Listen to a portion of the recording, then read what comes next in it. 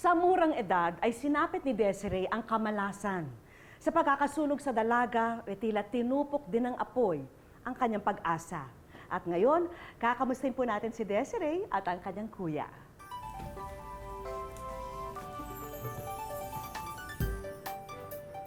Hi, Desiree! Hello! Alika, kuya!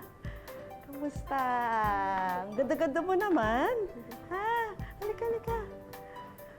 Desiree, Jeremy, welcome sa Wish Ko Lang. Sa wish ko lang. Alam niyo ba na sa Wish Ko Lang kayo? Saya po ako. Namit ko po kayo. Ito po. Naghilom na ang ilang sugat na dulot ng pagkakasunog. Braso dito. Oh my goodness. Anong Yan sabi ng po. doktor? Tapos yung dito po sa may dibdib dahil tinapalan po ito ng balat. Masakit pa ba? Ito po, meron pa pong sugat-sugat. Kaunti. Ano naman ito? Ito po yung pinatong po na balat kasi malalang malaya po talaga tong dibdib ko. Saan kinuha yung balat? Dito po sa mga hita ko po. Kinuha po sa mga hita ko. Ang mga pilat na tinamo ng dalagitang aking kaharap ay nagsisilbing marka ng kanyang katatagan. Yan side Nakakulong na ang kaanak na sumunog kay Desiree. Pero labis akong pinahanga ng magkapatid nang ibahagi nila sa akin ang saloobin hinggil dito. po. May galit ka bang nararamdaman sa kanya? Noon po, nung una, meron po. Pero ngayon, wala na po. Kasi naisip ko rin naman po na kung paano niya kami pinalaki, pinag-aral, yun po, naisip ko po yun. Pinakain, binuhay niya kami. Kasi kung hindi niya po kami kinapkop, mapapariwara na rin po kami kasi iniwan po kami ng tatay namin nung mamatay po yung nanay ko. Di, ayun po, siya na po yung kumupkop. Jeremy, ikaw ano nararamdaman mo sa tiya mo? Nung una po galit na galit po ako. Ngayon po, napatawad na ng kapatid ko. May tawad ko na rin.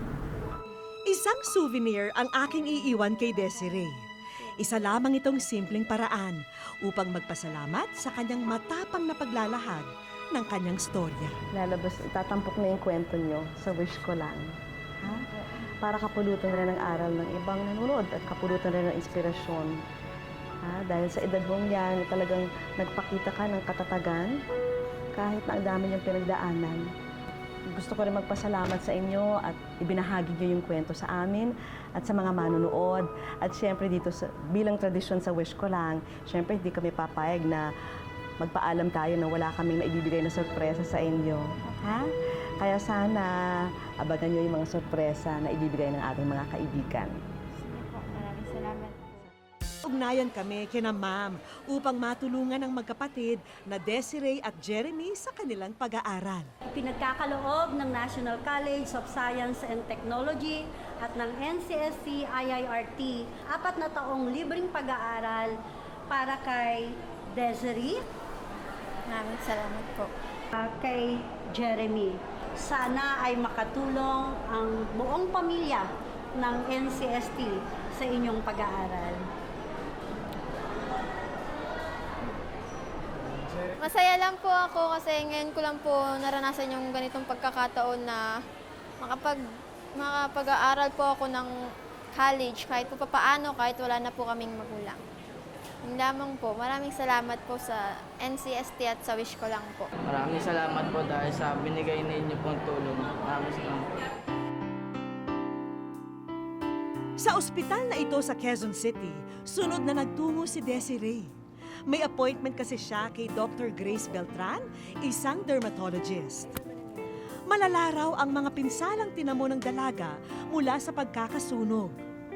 So, ang nangyari, nagkaroon siya ng mga third-degree burns.